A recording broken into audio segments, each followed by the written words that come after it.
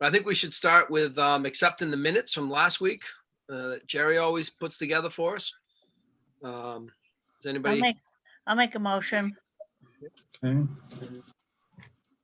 I'll second. Yep, Robert or I second it. Okay. Accept them. They're awesome. Thank you. So five yeas, no nays, or I don't know. I don't think Joe Yep, voted. I was just gonna ask, is there anybody opposing accepting the minutes? I'm a yay if I can. Okay, Yes, you are. All right, 6-0. okay. And Jerry, I wasn't able to get to some of the links, but it looked cool. I was hoping to get back to a few things, but I don't know why it wasn't linking up for me. Maybe where I saved it. Yeah, no, it was me too, Tucker. I couldn't get into it either, but I couldn't get in either. Oh, really? All right. Did you double click on the PDF so it wasn't going through? yeah, I tried. I couldn't get in. I even Yeah. tried downloading the whole thing and then tried it that way, and it wouldn't let me into anything. Yeah. It's okay. I have all the info anyway for me, so I'm all set anyway. Yeah, I mean, I had all the info. It was nice. I tried, and I just wanted to say thank you, but I just couldn't quite get there. I double clicked everything, but that's all right. I didn't try today's. Mhm. So again, I sent out the information this afternoon, or actually last night, sorry. And there was some replies from Judith. I don't know if anybody had time to read some of that. I didn't have much time to do it on just some of the areas. Thank you, Judith. And some of the areas, the Medicaid. Hey, just so you guys know, the reason why you couldn't open the thing is because when you go to the file that Jerry sent, you have to enable the file. Oh, So yeah, open it up, enable it, and then you'll be able to get everything just fine. Okay, that might have been my problem. Yeah, if you enable editing, that's probably what that did it. You're right. So, All right. which I do automatically, so without thinking. So, Yeah, I'll have to double. Yeah, I was able to open it all, no problem. yeah. Awesome. I'll double check that. Thank you. So I just wanted to put it all together for us, and I don't know if we want to start at the top or if there's some specific areas we feel there was some questions about. I had the first one. The first one I had was 1100-442, the copier network printers and leases. I think Judy gave us some information on that this afternoon. Let me open Judy's version. So, Judy, are we in the last year of that? Is that what we are, or 4 out of 5 or something like that? Is that what I read?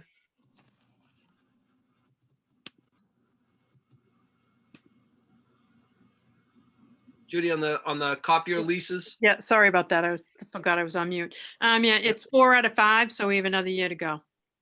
Okay. And you sent that whole contract, right? The history of it. Yeah.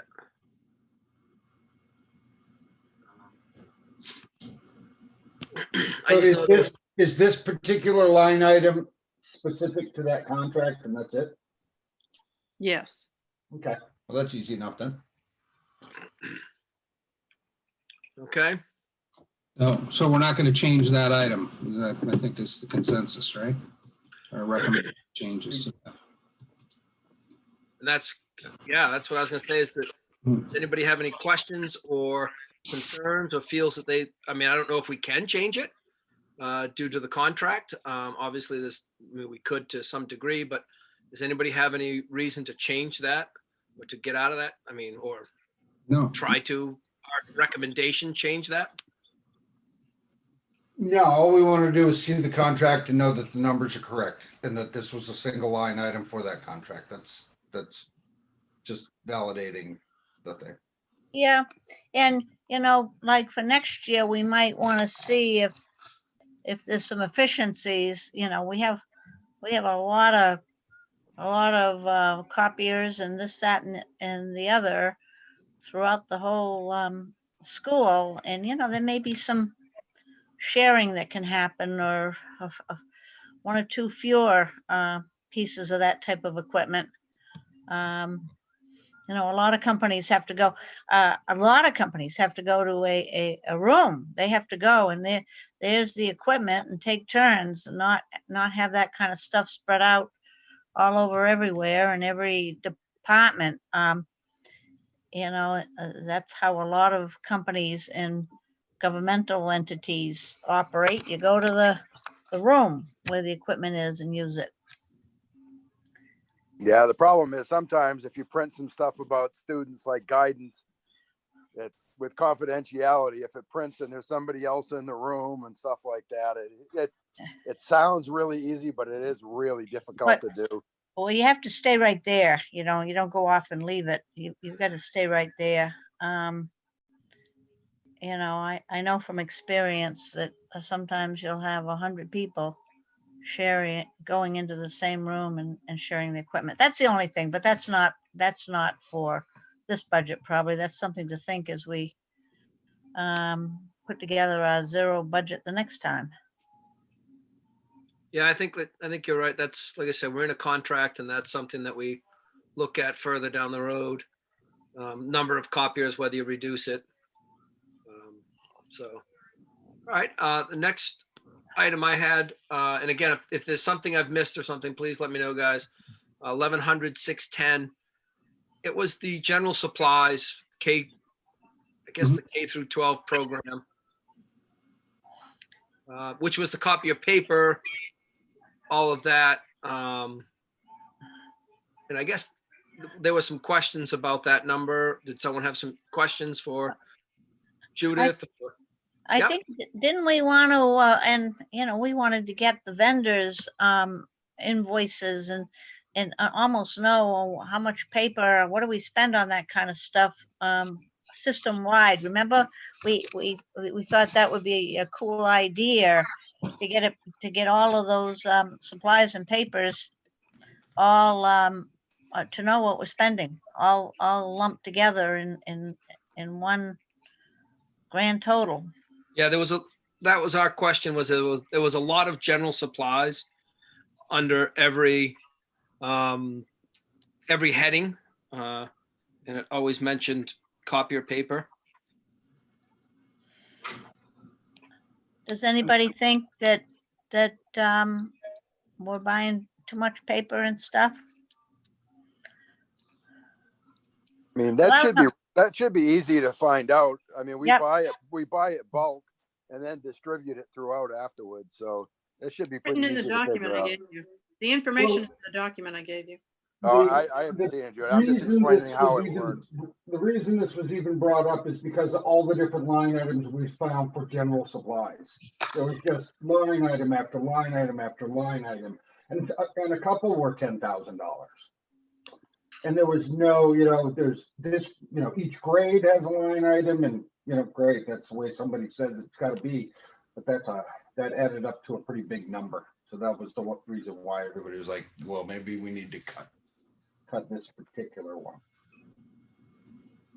Yeah, I think people are using copier paper, just kind of fill in the blank, because that's one of the easiest thing to track, because it comes in a lump and then it's distributed from there. So that should be really easy to track that. Yeah. And you probably do bulk purchasing. I mean, you must place an order. We're going to need, Oh, exactly. Yes, we do. we're going to need do. for the whole year, we're going to need this much paper and this many toners and this amount of notebooks and so forth, all the way down the list. Yeah, I used to haul it in and pack it in the closet. So I know that we buy it bulk and then distribute it. Yeah. So Yeah, for some reason I thought the number was bigger, but you know, the total 1100 610 is $35,000. The teacher request, or 33,000 is the administration recommended. And that includes things like LCD bulbs, network printer supplies, usage, 3D printer supplies, assorted balls, hoops, pump, net, PE class. So, you know, I would expect that somebody's been auditing these things or checking them. I'm sure they're fine, but I I'm not inclined to reduce the budget if we don't have information that's not needed. So, you know, that's kind of where I am on it. So You just had a double speak there. You said, Yeah. I'm kind of inclined if we don't have information that's not needed. Was that planned or misspoke, or you lost me there, Jerry? okay. Well, they've been tracking this for quite a while and putting things in here. I'm guessing it's accurate, but Well, and that's, I think that's, yeah, you know, that's kind I'm of, not a person that goes with guesses. Sorry. I'm not that guy.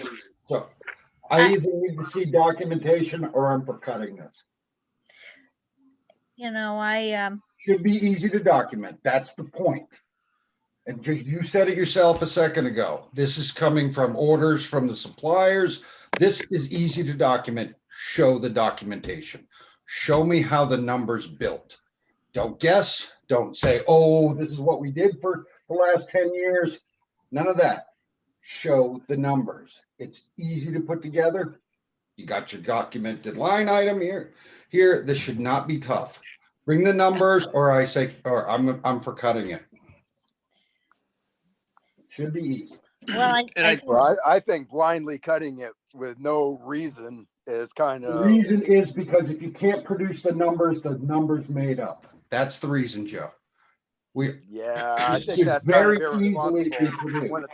When you're talking about a kid's education, I think that's kind of irresponsible. We're but- spending $8 million here. When you're talking about a taxpayer paying a bill, there's But that too. when you're actually elected to that budget committee, that gives you an entire year to research all this stuff that you want to research.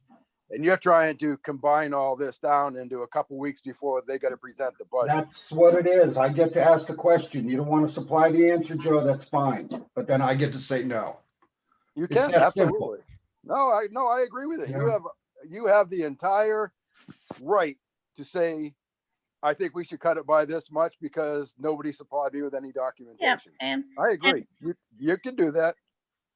are we going to do some voting tonight, or are we just seeing if we come to some consensus for a few things, or how are we going to go about this? Are we going to, I think it was hilarious. Only that idiot would pull that up.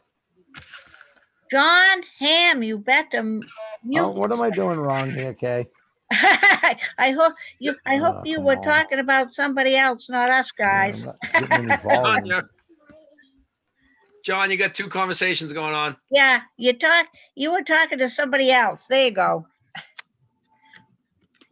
Well, we did choose to leave alone the general copiers, the contract for 14, though we want to see the individual contract, I believe is what Robert wanted to see. And I believe, as Robert said, this number, $10,000, continues to come up in general supplies. I think that one of the things I should do is to go through all the general supplies and put them together.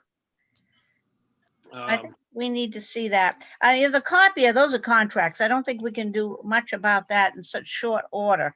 We have commitments to those, and you know, they're a contract, and what can you do? I think that those contracts for the copiers and stuff, that not much we can do with that. Maybe another year we can talk about a room and consolidate, and might save a $2,000 copier. Who knows? But the supplies, I mean, we have wanted, we talked a few weeks ago, and Mike was the one that says, oh, all you got to do is get the WB Mason. That's going to tell you the whole story. And we haven't got that. I think I have no problem with making cuts throughout, because what we're saying is we think that we can provide an adequate education with a little less money. And I don't know that probably every one of us has in our mind how much less we're guessing this is going to turn out. But the only way you're going to get there is 2,000 here, 5,000 there, 60,000 here, and 100,000 there, and 10 someplace else. You know, that's how. And then administration and the school board can spend it differently. Can totally disagree with us and put back 2,000 in the paper. You know what I'm saying? Somehow we got to get down to brass tacks. We're running out of time. And here's the thing. Let me throw in a little bit more. I looked at how much time the school board spent on reviewing this. Ended up being about an hour in 2 different meetings. So if everybody did their job and put together a solid budget, then they have documentation that backs it up. So when we request something, we should be able to get it. It shouldn't be a difficult thing. It should be readily available. Joe, do you want to tell me that you spent more than 2 meetings, half hour each on this budget before it came to us? But we deal with these numbers all year long, so it's not like we don't. I mean, that's, never mind. I'm not going to argue with you. No, that's fine, If you want to bash the school board, go ahead. I'm not bashing anybody. I'm asking for the stuff that backs up the numbers. You're telling me bashed the school board and said that we only spent a couple hours on it when I've dealt with these numbers the entire year long. Well, so don't say that. All I could say is the superintendent brought forth the budget. You guys had 2 meetings on it. You know, we had a couple of meetings to pass it along to the budget committee. It doesn't mean we weren't discussing numbers prior to that. A couple of points here. I mean, the actuals in 2019 to 2020, you know, I assume they're audited final numbers. And, you know, we were for looking at the entire category here, 1,100, 610. That year was approximately $25,000.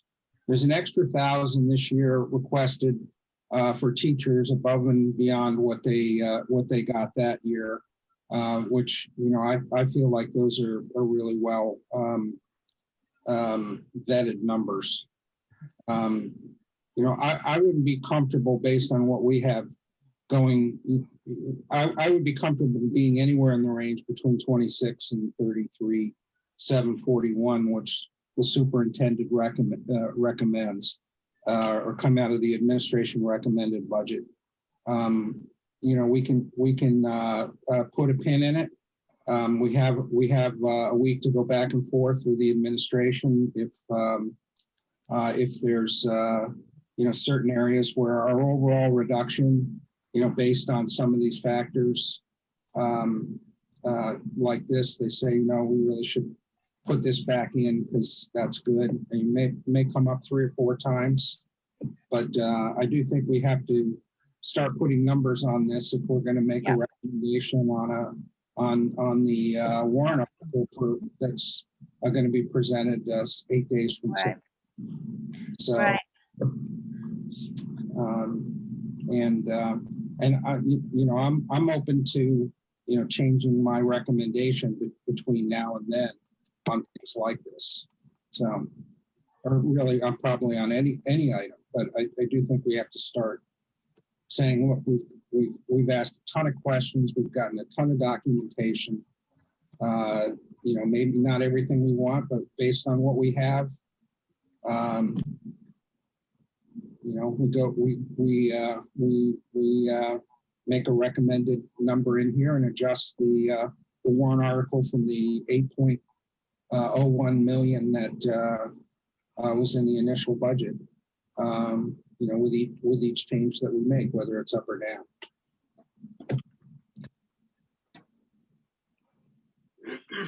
Rob, I want to apologize. That comment wasn't made to you, and I didn't know it was on yet. That's fine.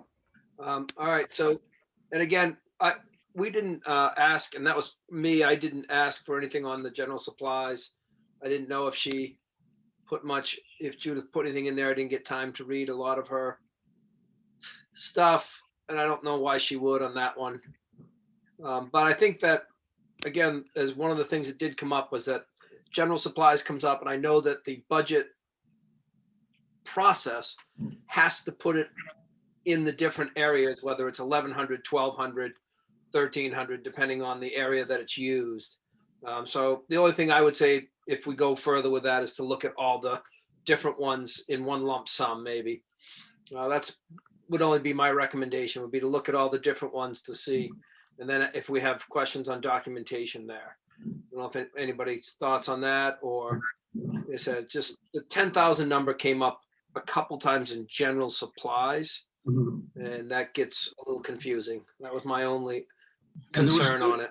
There's one line item that's specifically 10,000, but the entire category of 1,100,610, which is K through 12 supplies, is 33,741, and they all kind of read like similar stuff. There's a couple of them that are 10,000 in there, and as I said, that budget item was actuals were 24,878 in 2019, 2020. So I don't know. That's for 1,100,610, right? Or 1,100. 1,100. Is that right? 1,100,610. Just the account of 610. So, Right. so can we make some sort of a cut between 26 and 35 there?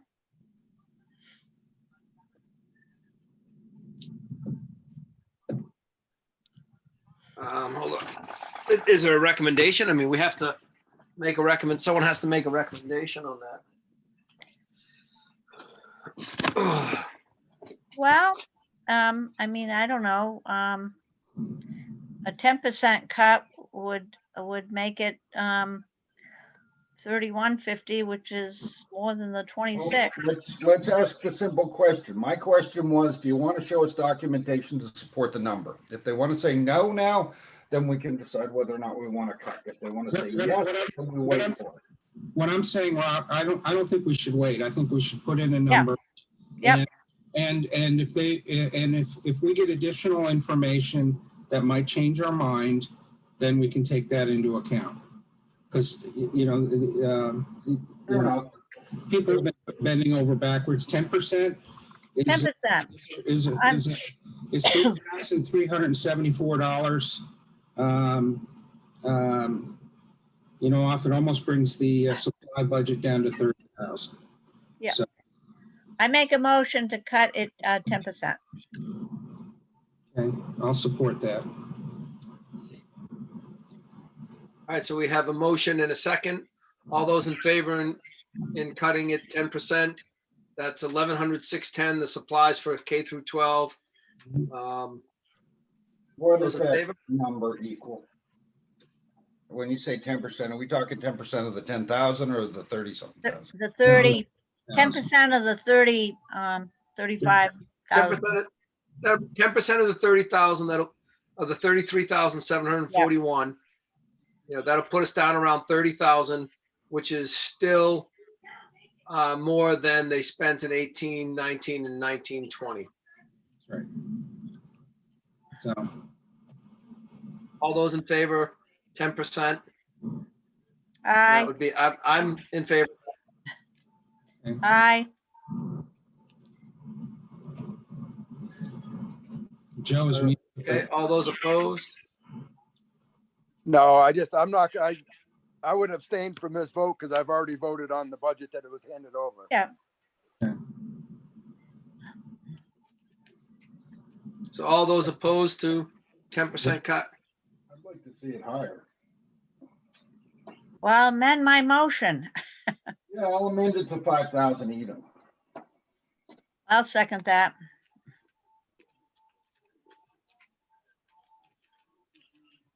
So I guess now, I'm a little confused. All right. So we're upping it to 5,000 cut. Yep. I'm okay with that too. Okay. Do you have to finish the motion on the floor first and then amend it, or do you amend it before you do the motion? That's where I said I'm confused. I don't know if I have to finish or if the amendment is allowed. Bonnie, that's kind of a question to you. You started the vote. I did. We You finished the did vote. start the vote, and I said aye. So it you have to go forward with the 10% and it goes up or down. And then if that fails, what do you think, Jerry? No, the 10% motion passed. It So passed. Okay. It could be And Now there's further. a motion. Now there's a motion to increase that to 5,000. To amend it, yes. Yes. Yeah, to amend it to 5,000 and increase All it right. to 5,000. And there was a second on that. I'll second it. Yeah. And so again, I guess we go to all those in favor now to increase that up to 5,000. I'm fine with that. Tucker's good. All right. Rob. Aye. Pam, aye. So Any of those opposed? Any sustaining? All right. So I guess that's, Yes, I definitely abstain. I know, Joe, I'm pretty sure you're going to abstain on everything, right? Yeah, okay. I just wanted to be clear with that. Yeah, which is good. I think you should. Yeah, I've already voted on the budget you have, so. Right. So Jerry, you've got all that I do. and we're good. We're going to 5,000 now. Yeah, and what I'll do is I'll try to use Deb's original number and then modify it with any changes so we can come up with a Yeah. with a number for the warrant article. And I'm sure we'll get some feedback. And it could be that some of the numbers won't be easy to do. So That'll be, yeah, that one will just be 27,741, right? So, right. all right. All right. So we've got that. We're keeping 1142. The next one I had was jumping to 1100, 739, the 10 digital cameras. We had some people want to discuss that for 2,800. I researched the cameras and the pricing is fair and reasonable. Say that again, Robert, I'm sorry. I researched the cost of the cameras. Yeah. And the price that they have is fair and reasonable. For the 10 cameras. Right. So I had to make guesses on what models they might be getting, but I looked at the different possibilities and the numbers fair and reasonable. Now, how often do we get new cameras? I mean, could we get half of these cameras this time without hurting the program? I mean, can we spread it over 2 years, get half of them this year and half next year, and the kids would still have enough to have a program? Well, probably, but we're looking at $2,800 or something. So My thought here is when you're teaching a class, if you're teaching, Right. All right. 10 kids with the exact same equipment, you can teach faster. And Yeah, no. easier. I think the other ones, I also think the other ones were like 10 years old, weren't they? So Yeah. I think All right. it's due. I'm in favor of keeping that to where it is. Okay. So I guess I'll put that out as I don't know if I'm allowed to, but I recommend that we keep it in the budget where it is. I'll second it. Okay. All right. All those in favor of keeping the digital camera 2,800, 87.20 cents in the budget? Aye. Aye. Aye. Aye. All those opposed or any opposed? Okay, I guess we'll keep that one then. All right, the next thing we had in there, and I think this was more for questioning, was it's still under 739, was the technology campus-wide network switching upgrade, 20,000. And I believe that our question was about technology was in a previous, thought I'd put that in there. Was on 1100, 390 also for 20,300. Am I saying that wrong? Does anybody remember? No, I remember tech being in two places, and I don't know if they're two different tech programs. I'm not very techy, so I don't know what. Well, I think that, my recollection of going through the budget, they're both part of, if I pronounce this right, Trey's budget. But one of them's all the kind of standard stuff that we're doing, the cloud data protection and all that. And this specific line item deals with a network switching upgrade, which I think is going to be a one-time cost, or maybe not one time, but it's not going to occur every year. So I think they are totally different items, and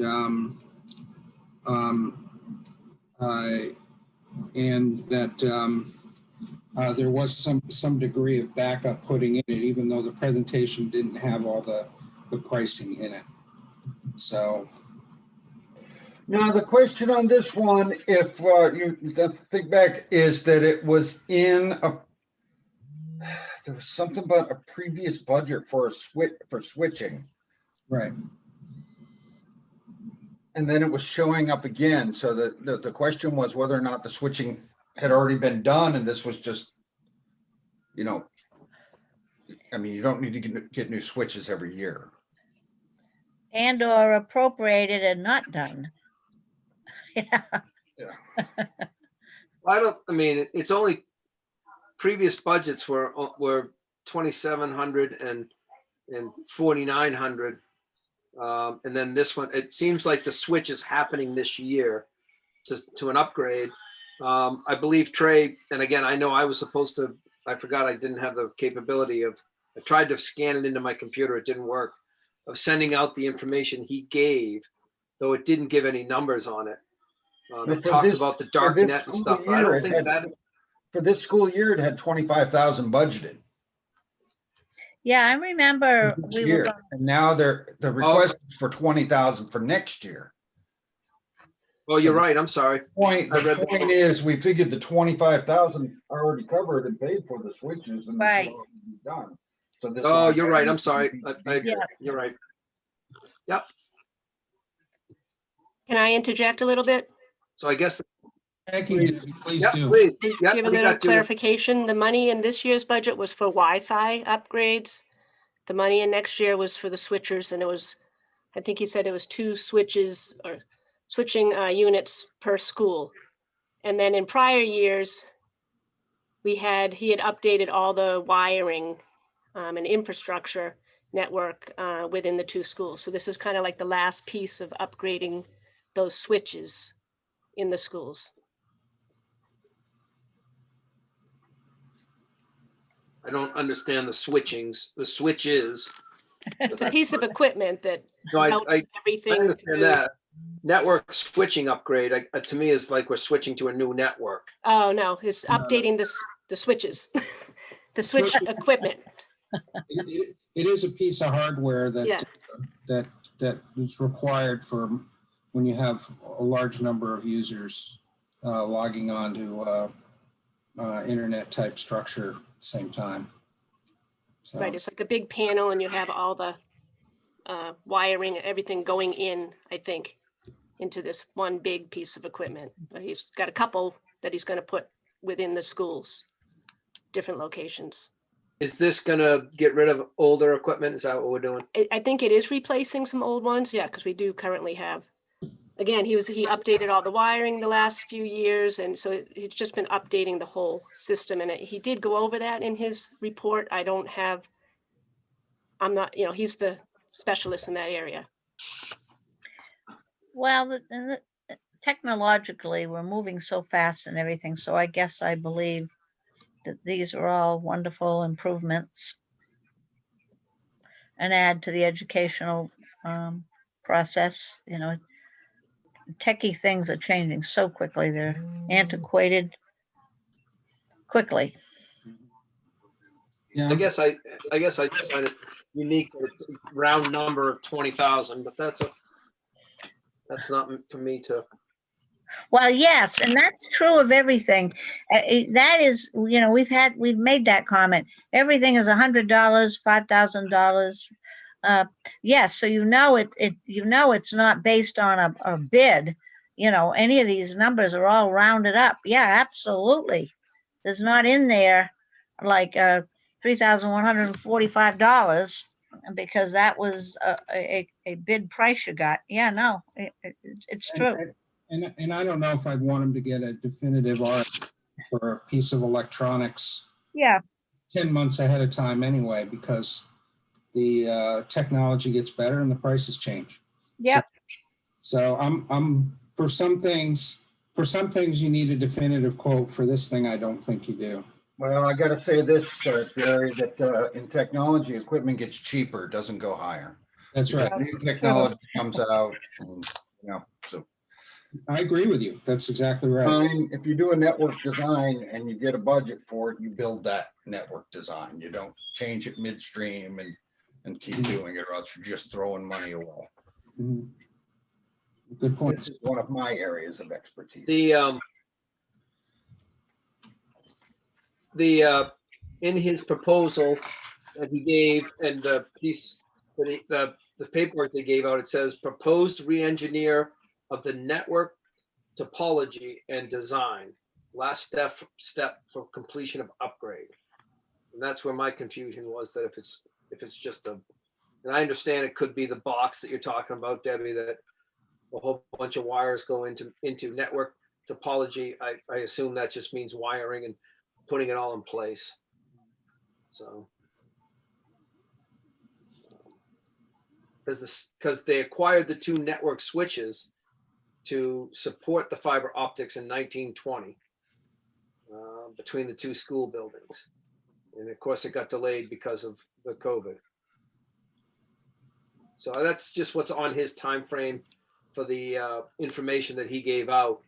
That's all he gave, is that the proposed Wi-Fi upgrade project. So I would assume this is for wiring to finish all that, because it looks like the switches were already purchased. Judith was saying it was for the head ends on the Wi-Fi system, 2 for each school, if I interpreted what she was saying correctly. It just says Yeah, campus-wide network switching upgrade. We'd have to get even more details from Trey. Right. And again, I'm just trying to, I don't know. I just was curious because we have the 2 network switches were purchased in 1920. And this, again, network topology, running wires, getting the new wires, thicker wires. I'm sure it costs money. So I don't know enough about it. It's just, I'm just throwing out what I have in front of me. So re-engineer the network and design. I don't know if that helps anybody or not. So do we want to flag this to come back, or do we want to make a cut, or are we okay? I guess we could reach out to Trey. Well, I mean, the fair. I would prefer that we make a budget recommendation just because of the 8 days. And if we want to reach out to Trey, we can do that too. So, Yeah. When we have a choice to either remove it from the budget unless we've talked to Trey, or to keep it in the budget and talk to Trey if we want to get that input. My preference is to keep it in the budget based on what I've heard and the amount of back and forth we've had on it, but I'm just one vote. So. Let's keep it in and ask Trey, and see if we want to make a change after we get a little more information. So that looks like there's been a motion and a second. All those that would like to just, we'll keep it there and reach out to Trey. And then I can. Before that, who's gonna be responsible for reaching out to Trey and then conveying back the information to the rest of us? I mean, I don't mind trying to reach out to him. Though you might have better questions for him, Robert. That you can. I'm happy to do it. I just I'll don't know where or when to reach him. I don't know his hours or anything like that. Judith, you got any information on that? Yes, I would just try him during the school day hours, from 8 to 4 or whatever. Okay. And you can call him at the high school.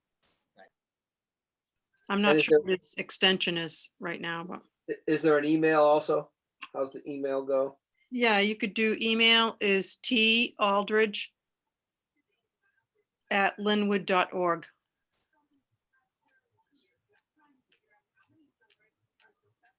All right, so I guess I should finish the vote on that. All those comfortable leaving it in the budget as proposed with a reach out to Trey from Robert. All those in favor? Aye. I am. Aye. Anybody opposed? Anybody opposed? No proposals. So we're gonna leave it in the budget, and we'll have, if there's any fascinating stuff that Robert comes up with, he'll come back to us on that. That sounds great. Thank you, Robert. All right, so from there, I jumped up to the 1,200, the purchase services of Medicaid billing, 7,000. I put that it's offset by billing. And then we have the MSB services that was sent to us. I think Judith even said that at one time there was some pretty big billing. I remember that only cost us $7,000. That would have been 19,000. Was that right, Judith, or something I read real quick? Yeah. It's usually about 7,000 a year that we pay in, and the money that we get back is well over that. 19,000 was one year, 30,000 was another year, depending on the number of services we provide for that particular year that are billable. Okay. Anybody have any questions on that? Well, I'm still not convinced that, I know it's time consuming, but that we don't have the talent in-house. Any of these things, any of these contracted things we can bring in-house. I think we learned the other night when we went down through, we've got contracted services that probably adds up to a ton of money. And any one of them, anything we can pare down on, anything we contract out and we do it in-house, is efficient and good utilization of our talents we have. So I'm not convinced that we need to hire. I know it's complicated. I know it's just no fun at all. I'm positive it's no fun at all to do this task, but this computer programs and this, I can't believe that it's beyond our capabilities. We would have to hire somebody to do that, and to hire a full-time person is more than 7,000 a year. We'd have to pay somebody more than 7,000 a year to do this. But we don't have among our support staff and administrative staff, and we have people in the administrative office, we have people in the guidance office, we have people in the principal's office. We don't have some extra hours there somewhere. Bonnie, I don't know, but I would say, I don't know, but I would say today, looking at some of the other, occupational therapy and all that stuff, that there's a lot of time spent there and we'd be taking away from someone else's job. I don't know. I'm not, I'm not 100%. Yeah, no, you don't know for sure. No, but the other part of this is that they also do if we ever have an audit from the federal government, they come in and manage that audit. And they go through everything with us and they make sure everything's in place, and they monitor all of that stuff. So it's just more than just doing paperwork. It's administrative work as well. So you would have to hire somebody full-time to do that. It's not just 10 minutes here and 10 minutes there.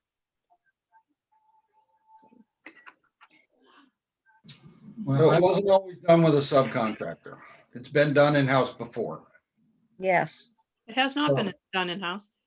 And well, until before recently, it's only recent that No. We've always had has MSB. We had Granite State Billing was before MSB bought it out, but we've always had somebody do it. We never could do this inside. None of the school districts do that except for the larger school districts, and they hire a team that just part of the school districts that work on it. Now, this is not something that just happened. This has been going on for years.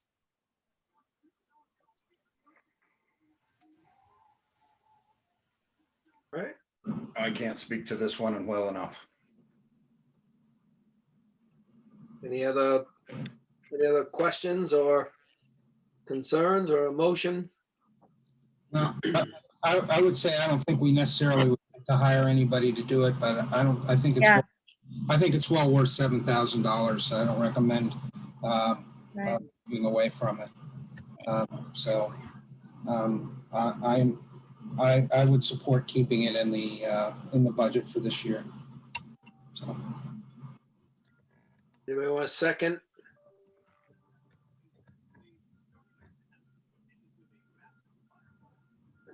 Okay, I mean, I'll second that. I'm all for keeping it in the budget. And anybody, all those, sorry, all those that agree to keep it in the budget, that would be, and that would be me. I agree in keeping it in the budget. I think it would be. Okay. Mike and John are muted. Robert's muted. I say no. I say no. Okay. Take the 7,000 out. One opposed. I'm for it. Robert? Don't have enough information to make a call. I'm going to abstain.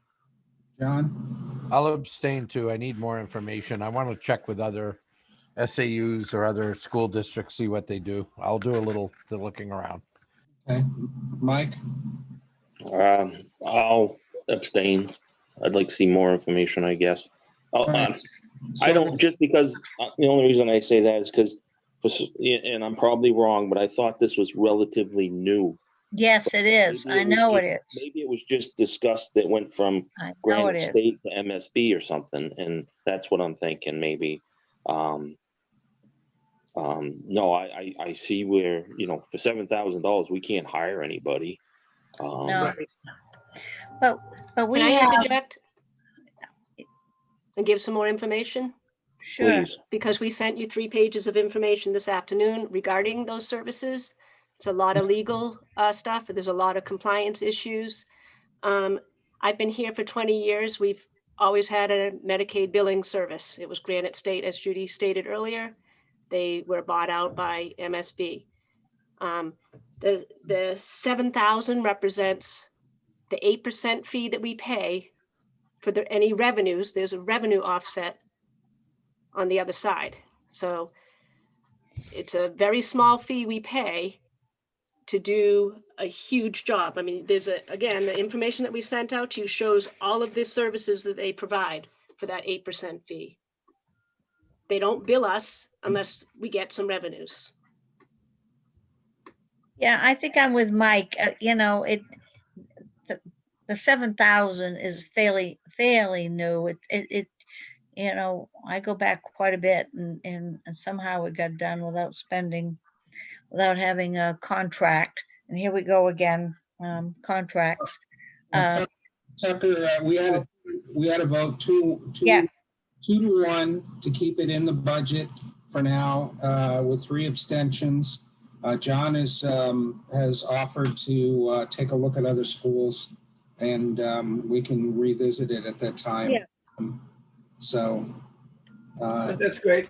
Deb, you said it generates money. So there was an income last year. Is that correct? Yes, last year it was lower, just because there was some regulation changes and MSB guided us through that. The year before, I mean, there was like $90,000 of revenues. I mean, I think there was, the fee was actually $9,500 or something like that year. Again, it's contingent upon those revenues. Yeah, so it's a percentage of the revenues that we get in. That we get in. For any Medicaid eligible services that are part of a student's IEP. And a lot of documentation goes along with that to make sure we're in compliance, because as Judy said, if they come in and do an audit, they can take that money away.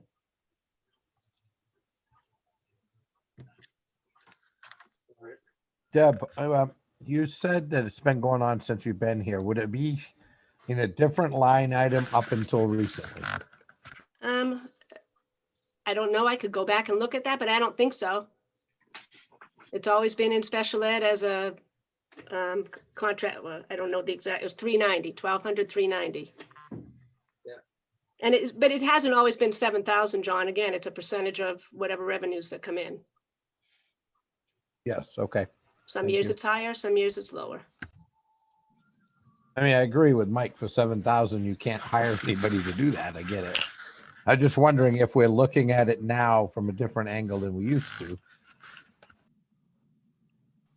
Yeah, I don't think so. I mean, again, I can go back and look, but So, just so I understand this, you want 7,000 because you expect to bill 100,000 to Medicaid, which they will pay the 100,000 to the school, which goes into just the general ledger, right? I mean, just, goes into the general fund as a revenue, yes.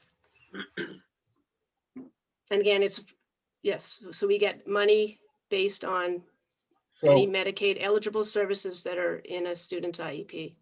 so beyond what you're asking for, you end up with this extra $100,000 in the general fund.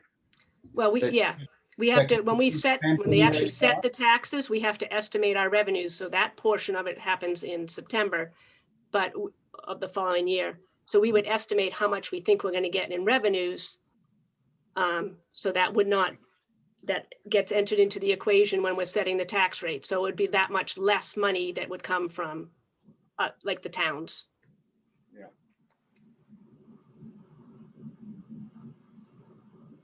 All right, so everybody's comfortable. We're 2-1 unless anybody wants to change.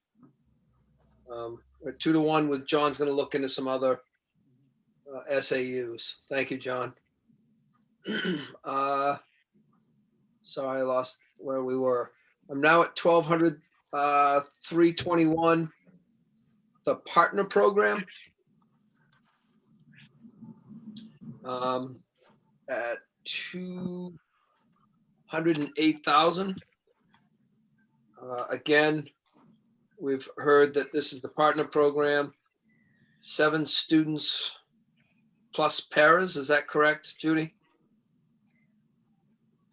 The paras are elsewhere, I think. Yeah, we gave you a breakdown in one of the, I think the second packet of information, we broke it down by the paras and we broke it down by the cost from the agency. Then we showed you the actual breakdown of the lines because we have to budget some during the regular school year and then some of it is during summer school. So we gave you that breakdown with the lines. Yeah, but this 208 is not with the paras though. Right. This 208 is just for the partner classroom. Is that correct? This is for the contracted services that we have. And remember when we talked last time, there's special ed money everywhere in the summer program and absolutely everywhere throughout the whole book is more special ed line items. The in-house special ed, the contracted special ed, and all the summer and the materials and I don't know. I should have taken the time, but I didn't take the time to see. And I think, didn't we think it was like 600,000-700,000 for the special ed program with all the monies here, there, and everywhere?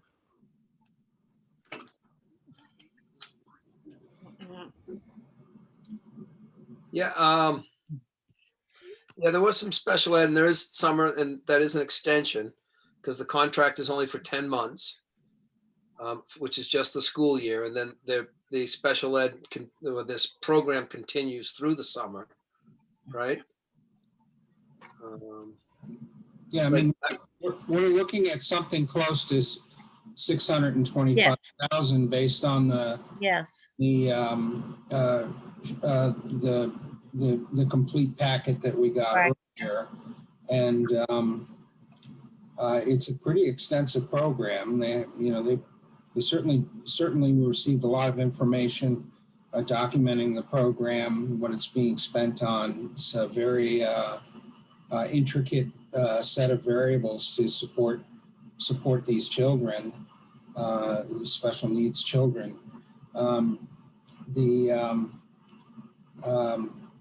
I think that figure, other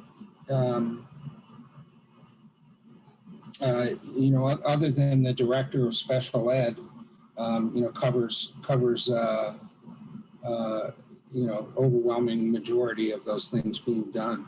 So for these children, so. And a lot of the occupational therapy and physical therapy and speech therapy and all those contracted services they assist others, but they also assist this department. Well, that's true. The OT and All of them are, I mean, I don't know what. side of this part of the budget. Yeah. So kind of where I came down on this is, I just feel this is a, this thing's been in place and improving over several years, and that I don't feel like in 6 weeks of going through the budget that this is enough of a backbreaker to put these special needs children at risk at this point by reducing. I don't know where the improvement of the program over time. I hear you saying it, but I don't know where you got that. And I know for a fact I watched my special needs kid get totally rejected by that school. It got no support. So I'm not ready to jump on board saying this school that's ranking in the bottom quarter of the state is, doing these great things with all this money.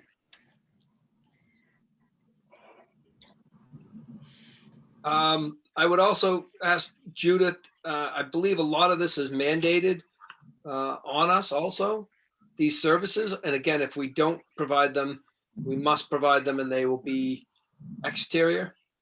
Yeah, either exterior. Some students may be forced to be into a more restrictive environment, which would be going out of district, which those costs would be approximately $150,000 per student. And these are up to the IEP team. This is not a decision by one particular person. It is a whole team of specialists that sit down and determine what the needs of the child are based on data, and they determine where those needs can be met. And the law says they have to do it in the least restrictive environment, and they have the right to be in their community. And those are the steps they need to take. And I think one of the things that concerns me is when we contracted with the Partners Program, we were led to believe we were contracting them for 2 or 3 years to build us a program that we could take over in-house. And I'm not convinced that we can't. I mean, I think the program is pretty decent. And I think we've learned a lot. And we have built a program for the children. And I don't know whether it's this year, but at some point, you try to wean yourself off of contracts and do it in-house. And, and I personally think we've probably come to that time that we could, it's a small program. There's not a lot of kids. They are very unique and special needs. But it's not a huge program to run. So I guess I would consider perhaps seriously investigating, try to bring the program in-house. And you may have kids that go anywhere, but that's why you have the special ed trust fund to kind of take the crunch off of that. If for whatever reason some child enters the school that needs something very special that we can't do, well, that's why we've always had a good size trust fund for special ed. We've always known we need, because you don't know, you need that pot of money to dip into if you do get something very unique come your way. So I think it's time. I think it's time to try to affect some economy of scales, and may not be a big savings, but anytime you pay a contract, somebody's making a profit, anytime when you don't do it in-house and you hire somebody else to do it, it obviously costs you money. They need to make a profit. So I can't help but think there's an efficiency there. Maybe we don't go all out, but maybe 100,000 or overall or some number to indicate that's the direction we want to go. Tucker, we have a special ed director here. Would the committee want to talk with have the special ed director talk? I would like to just see if we're going to do something like this, that we set up some measurements or metrics to determine whether or not this thing is any good. And also some layers of responsibility. So if it's, You know what, Robert, we have the metrics and we have the data, but we're not going to talk about students and we're not going to talk about student data. No, we can't. No, it's the over program, but we can, there must be test scores or something that indicate, you know, how it must be ranked on the state level. But no, we can't look at it. Mystery, Yeah. I vote shut it down. If you can't produce anything, if you want to keep calling it a mystery and we can't do this and we can't do that, if you can't measure it and you can't I didn't say that, Robert. I didn't say that. I said we can measure it, but you are not going to see student data.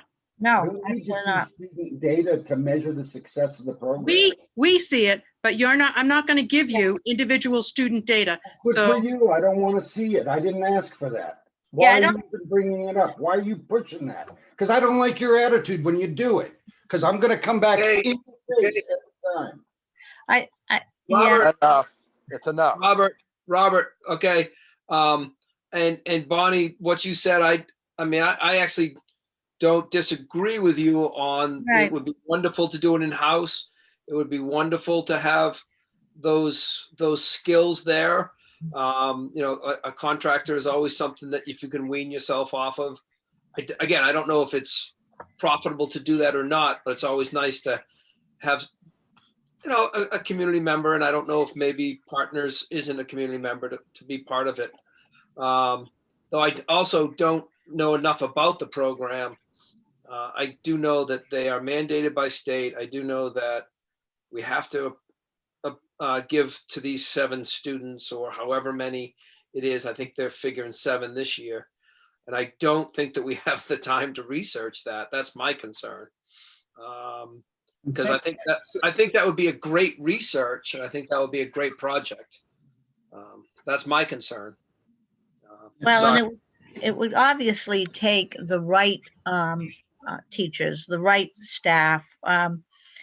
You know, it would take the right skills. And maybe our current staff doesn't have the right skills, but we've got plenty of staff. We sure have plenty of staff. There's no shortage of staff members, that's for sure. So you can't help but think that among all these, what is very generous amount of staff, to have 2 first through 6th grades, there's got to be people that can gain the skills, or when you're hiring new staff, you make sure you hire staff with the skills. And remember we talked that nowadays people have 2 skills, and so that, you know, if you're careful and choose wisely, you end up with teachers that can meet 2 needs, like maybe science and math, you know, 2 different disciplines.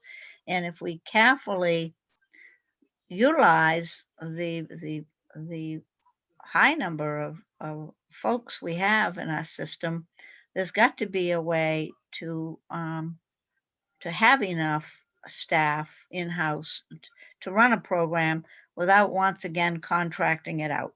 I can't help but believe that we have talented staff that could beef up their skills a little bit and run the program in-house. I mean, I strongly believe it. And Yeah, but I, you know, we're trying to, and I'm just trying to come to the numbers. we're trying to come to a number, so I don't know what that would be myself. You know, because I don't disagree with you. I think we have a great, you know, group of intelligent staff people, and there's no doubt that there may be someone with a huge interest to grow in this area, and we do that. I'm all for that. I'm just trying to come to, should I put that you've put out that we cut 100,000? Should we put that as a recommendation or to a vote? You can't do that. That's the contract price. That's So true. So you either cut the program or you don't. I mean, that's the contract price. Well, I think, Joe, I think we were looking at that 600,000 number. I think yeah, that the Jerry, big number. not the. Oh, I not thought the you were 200. talking specifically. No, for no, the no, no, no, capital no. program. The I agree. overall program. Yeah, the overall program. Well, it seems like to me this program came in when I was on the board and we had to relieve our director of pupil services, and this was a Band-Aid or a temporary situation until we could get back on our feet. But it doesn't sound like that's going to happen, that it's easier to have this program. The program itself's not mandated. We need a director to mandate it, correct? I agree with you that it's not a mandated that we have a partner. Yeah. program. Exactly. The program's not mandated. It's the Correct. services that are mandated. And it's hard to believe that we can't find somebody to run this program. You know, my daughter was in special ed and they had a program in Whitefield and they have directors and people running it. They don't pay this program and they take some of the worst of the worst. Okay. Yeah. Judy had mentioned before, our director of special ed is in the audience and she can address this as she had addressed it with the board. She can go through the program and give you some background on it if we can bring her into the meeting. Does everybody feel comfortable with that? Sure. So we can throw some questions at her? Sure, that sounds great. Sure. Thank you. Okay, I'm going to bring Georgia in right now. Yes, Thank you, Judy. Okay, Georgia, you're in. Just need to unmute. Hello, Georgia. Yeah, I have to unmute there. Hi, Yeah. how are you? good. Yes, I've been here. Actually, I've sat through 4 of your budget committee meetings now, listening to everyone. I can answer all of those questions that you have asked, and I can give you the stats that you are looking for. You're not going to be able to get any individualization stats. That is not something that I can do, but I can definitely give you the information about what this program does for your community. So what I will tell you is I've been a special ed director and a principal for 20 years. I've been a special ed director for 13 of those years in 2 different districts. This is my 3rd district. I have never seen a program that runs like this and that does what they can do with these children and keep them in-house. The program itself covers the cost that's in there for your school programming, the school year programming, and your summer programming. What that contracted cost covers is the cost of a specialized teacher who is not only a master's level special educator, she's also a board certified behavior analyst. The board certified behavior analyst certification is almost a doctoral level. It's about a CAGS level of schooling.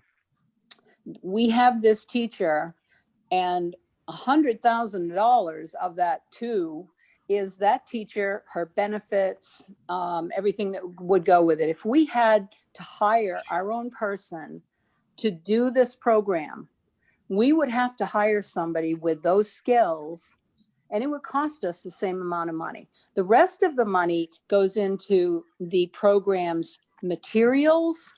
The most we pay out of our tax dollars for materials for that program is less than $1,000 a year. The service, the New England Center for Children that contracts this program to us, they pay for everything. They pay for all of the supplies, they pay for all the specialization, they track all the data in their software. It is an incredible deal. We do pay for the paras. Every child has to have a para.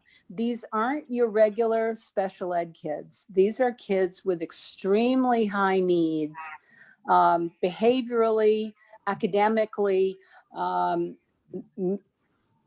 Autism is in the mix.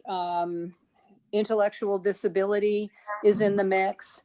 So we have children who could not and were not, before this program was brought in, educated successfully in regular classrooms, even with a para.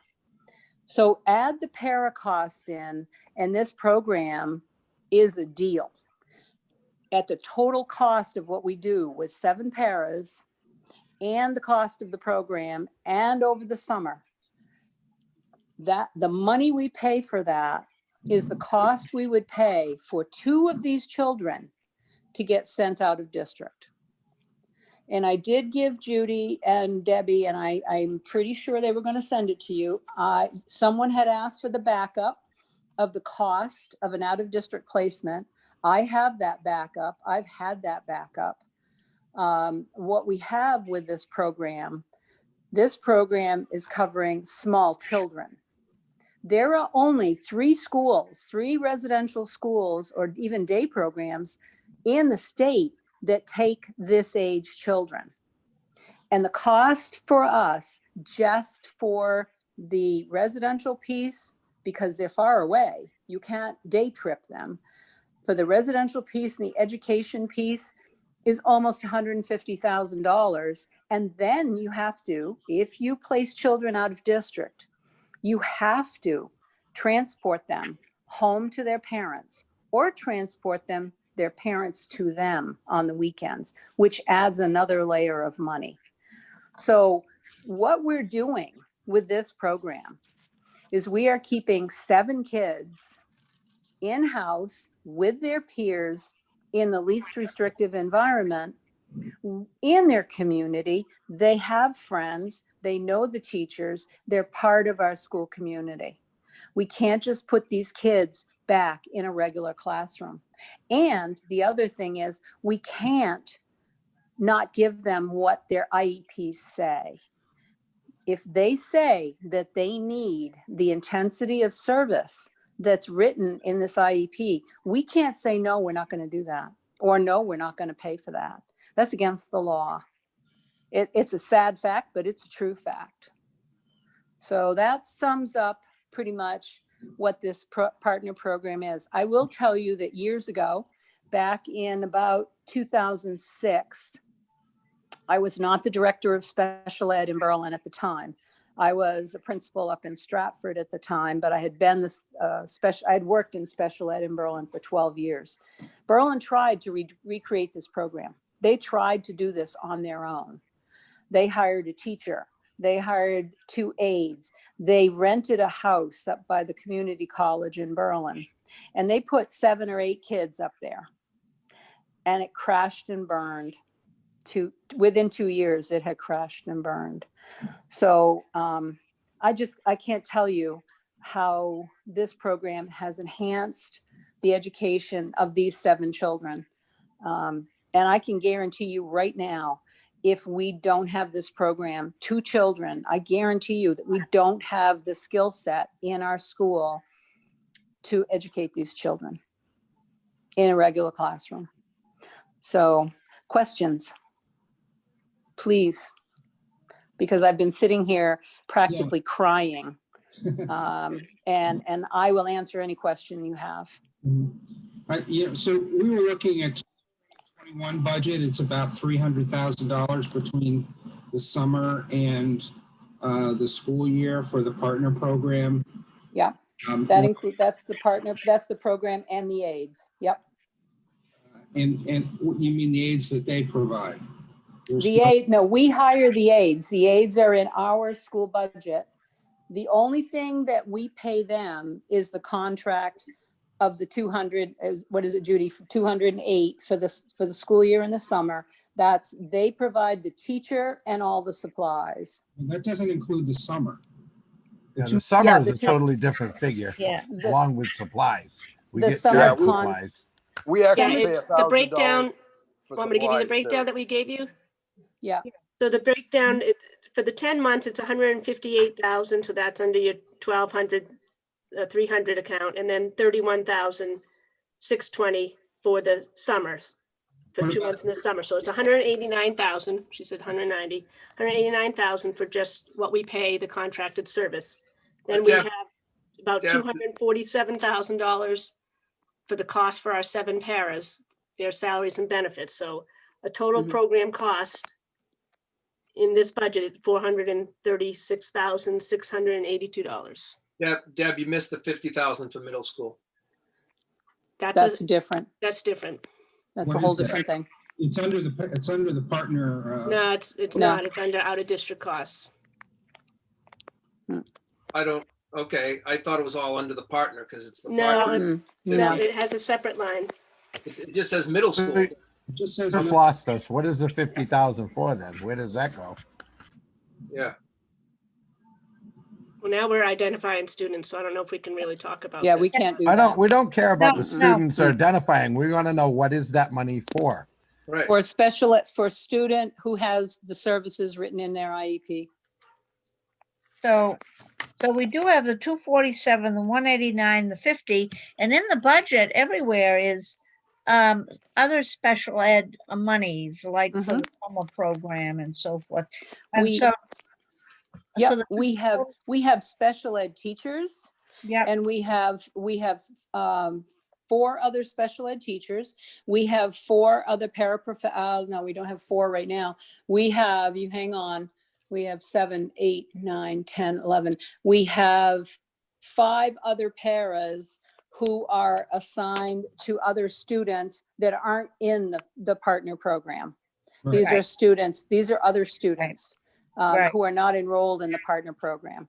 So those other costs that you have in the budget are your costs for those other paras, right, the supplies for special ed, the Right. special ed teachers that we have. That's a whole different thing.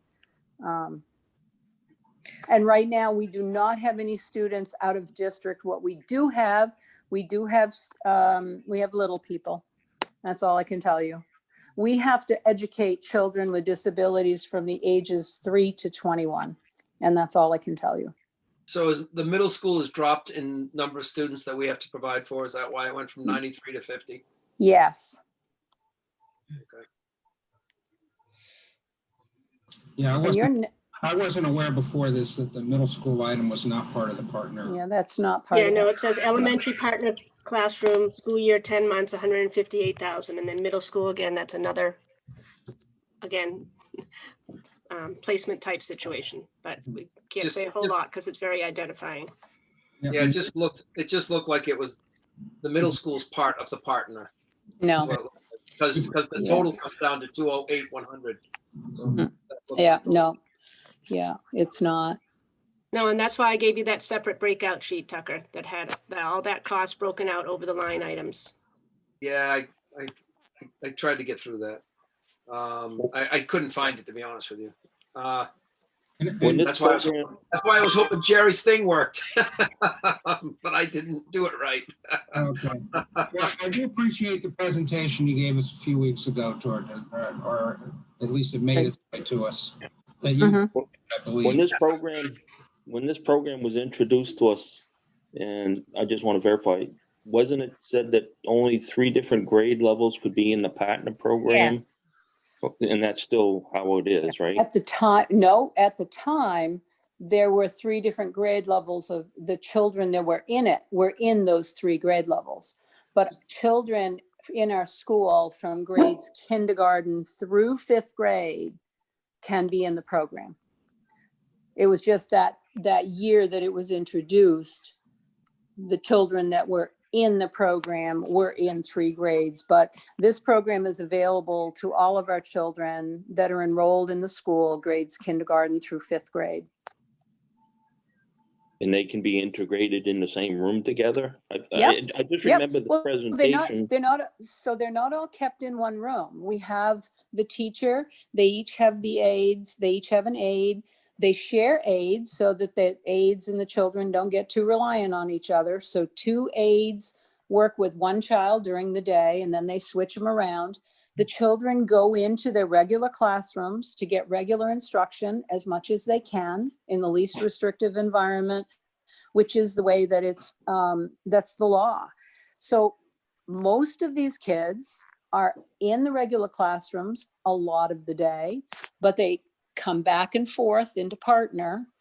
Basically, the partner program is there to really work on the behaviors that are detrimental or disruptive to other children in a regular ed classroom. So the kids all day are in and out of the room. They're not just locked up all in a room. That isn't the way it works.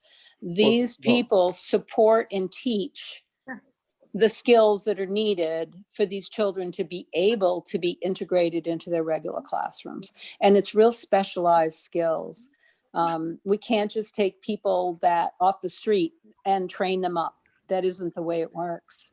And not and do it right. Not and do it right. No, that's good. That answers my question, because like I said, when I was at the presentation, and then I thought they said that you could only have 3 grade levels, no more than that mixed. And so that led to my next question. What, these kids obviously probably just don't, get better after their 3rd year. And that's good. No, I don't think anybody on the budget committee or anywhere else is saying we don't want to provide for students with special needs. I hope they're not saying that. I mean, I was on this board for a while, and actually when this program came around, I suggested, hey, if we have to add on, we add on to the building. I don't care what we're spending. That's how I look at it.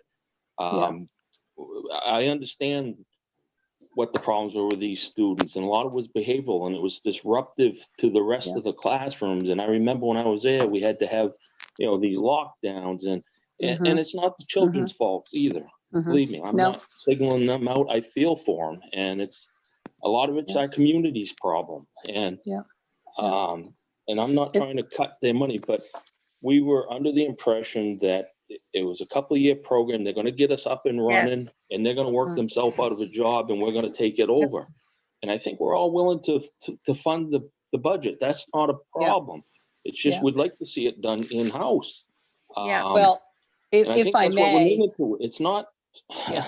There are people. Not every school system in the state is using this partner program. People, whoever they are, there are school districts that tackle it on their own, and they succeed with it. And we hear the same old scare tactic. I've been hearing it forever. It's $150,000 to send a student. We know that. We don't need to keep hearing that. We understand that, and it is what it is.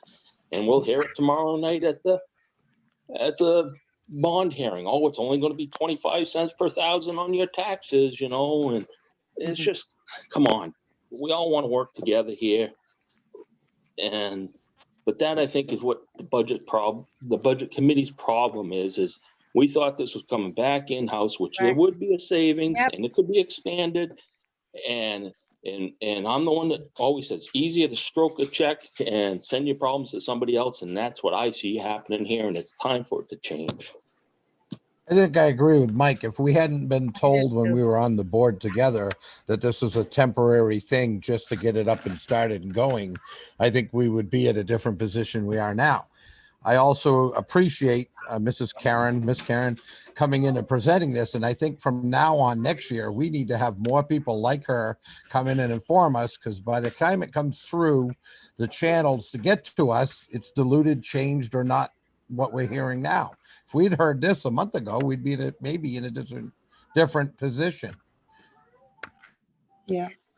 Well, I will, if I may, one more thing.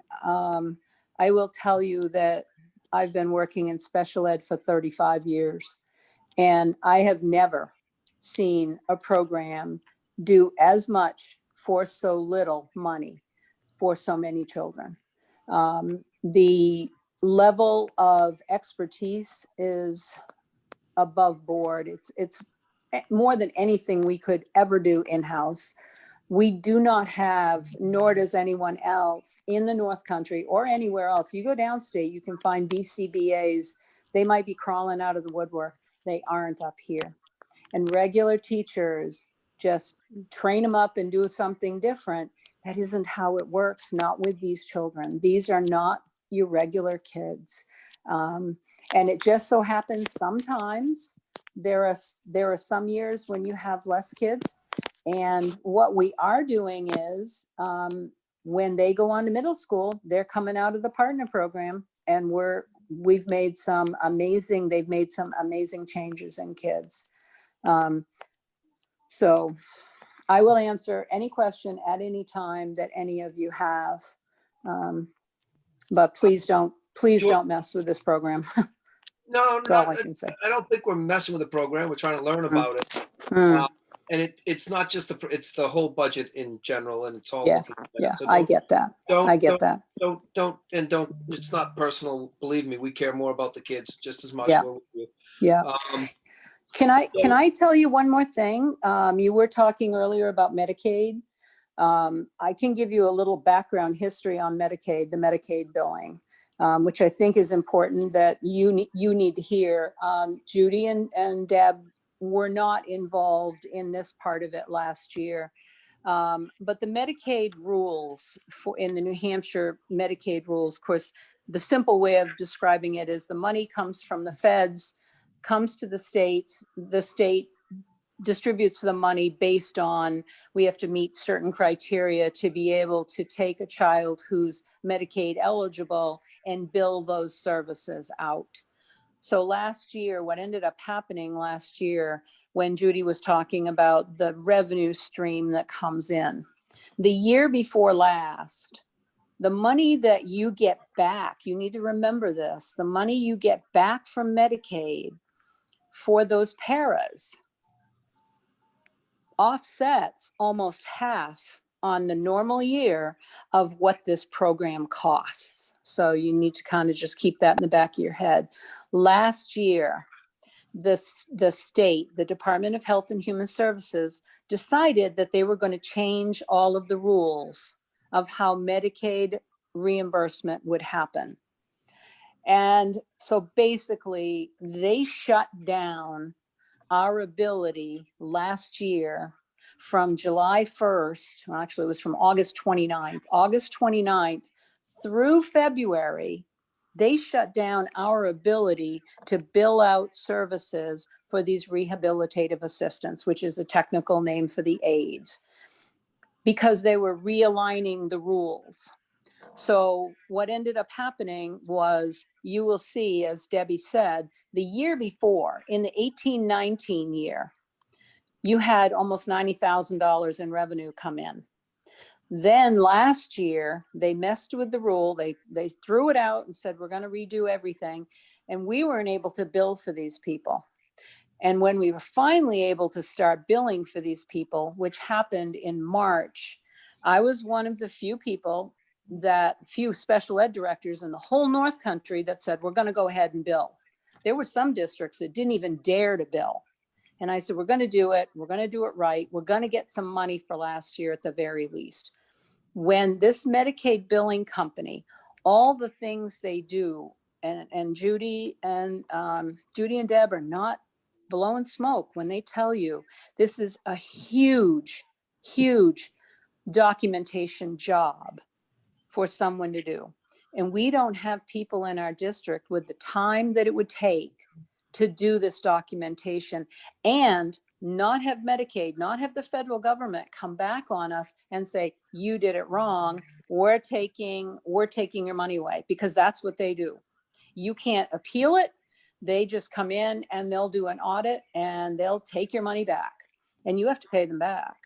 So what happens with Medicaid, with the MSB company, we give them 8% of our revenues. They do it all. They do all our paras and our speech therapist and our occupational therapist. They log their time into the system and then they take it and they run with it. And they do all the billing to the feds, to the state, to the feds. They do all the paperwork. They would, like Judy and Debbie said, if we get audited, which Lincoln's pretty lucky by the looks of it, you haven't been audited in years. They come in and they have all the documentation to support what we bill. It's not and I did I know someone had said, I don't remember which one of you, because I can only see two of you. Somebody said that some districts do their own billing. I called MSB today and I asked, and Andrew Tripp is the my contact at MSB. And he said there are very, very few systems. There are none in the North Country. There are none anywhere that are doing their own billing. There's just a very few schools that are districts that are doing their own, and they need a full-time person to do it. So that little bit of funds that we pay out, I mean, yeah, it's a little bit, it's 8%. When we get $90,000, we give them 8% of it, but they're doing $90,000 worth of work. This year, because we were only able to start billing in March, we only ended up for this past year, we've ended up, I think, with 26 or 23 or 26,000 back. So the charge will be less. What I want to do is I want to maximize, and I've wanted to do this from the beginning, I want to maximize the billing that goes to Medicaid and the reimbursements that we get to your school district. And I work really, really hard. I work really, really hard at doing that for you on a part-time basis. So there's no way. I appreciate, I'm on the school board. I'm the school board chairman in Stark, New Hampshire. I know where you're coming from. But there's no way we could ask one of the people who already work for us in the clerical areas to take this on. It's a huge job. So anyway, that's my plug for Medicaid billing. Awesome. And I can answer any of those questions Awesome. too. Awesome. Thank you, George. Okay. Just real quick, George, did you say that you can charge for the paras? Did you say you get those salaries back? We get half of their salary back. Yeah, that the majority of the money that we get back on Medicaid are the services by those paras in the partner program. Cool. And then what other, and I'm just curious, what other schools use the partner program? I know that the partner program is really huge in Massachusetts. I don't know about New Hampshire school districts that have it. I was told when I took over that something like 143 school districts use it. I do know that Bedford is one of them. Okay. And I could get you any of those stats. The other thing that I think is really important for you to know, and I think some of you were there when I presented to the board, the savings that could take place with the lack of workman comp claims before this program came in, because the children were hurting people. And that doesn't happen anymore. Last year we had none. This year we've had none. It does not happen. People aren't hurt. So Bow also has it. Bedford has it. They use it. I would imagine probably the southern part of the state would have more of the programs because they're closer to where the base of this program is, and it's in Massachusetts. I don't remember which town it's in. Is this program only elementary? I know it is for us. I'm not sure. I'm not sure if they have high school programs in other districts. I don't know. Okay. Just curious. Yep. George, I'd like to ask you one more question. Sure. Given the opportunity, how much more money would this program need to make it a better program? I know this is definitely going against what the budget committee does, but I've been on the other side, and space, I always felt from the day one, the space was inadequate. The space is tricky with COVID. I will tell you that. It's very tricky because we've had situations with the COVID thing this fall a couple of times where we have felt that we had to keep all of the children in that one room for the safety of everyone, not because they had anything, but because COVID was out there. So, it would be nice if we had more space, but it's like anything, your program is only as good as the people that work it. And I think that I'm telling you, this teacher could work this program in a closet if she had to. She's amazing. We are so lucky to have that. So yeah, a wish list would be another whole room. That would be nice, but we can manage with things just as they are. Well, this problem isn't going to go away. It's only going to get worse, I think, in this community. You know, we're going to see more and more of these unfortunate children, and and it is everywhere. It is everywhere. No, I recognize that, and I agree with. And I'm not. I would just soon throw more money at it and look at being. I don't want to say cuts, but more frugal in other areas. Because this problem isn't going to go away. It's going to get bigger. It's a community problem. You know, we got it's communities everywhere too. It really is. But I will say this: you are a community that have wrapped your arms around these kids. Yes. So, and not other communities aren't doing that. And I think that what is going on here is marvelous. So. Can I ask a question? Or maybe a comment. When we learned about this program, when I was on the board, it was different from what I learned a while ago about the amount of children in this program. I was under the understanding it covered every child with an issue that pertains to this. And then the principal made a comment about children wanting to get in or needing to get in. It was hard for me to swallow that we're paying this amount of money for the program and not all children were getting serviced. So that was troubling. So there are what we call 7 slots, 7 seats.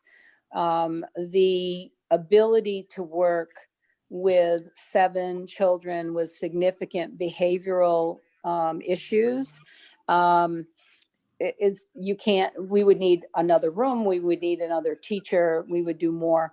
But what we do as far as the children coming in, when I came in, I said, let's hit the older kids. Let's get them so that they can go off to middle school. So we did bring in a couple of older kids and got them ready to go off to middle school.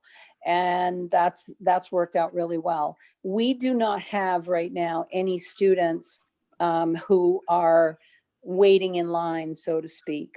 What we do, if there are students who need that level of intensity of support, I would use IDA money if I had any, or I would come to the board and I would say, I need more consulting time from someone. But I would have the wrapping my arms around the kids. That's just the way it needs to happen. So right now we're in a good place. All 7 seats are filled.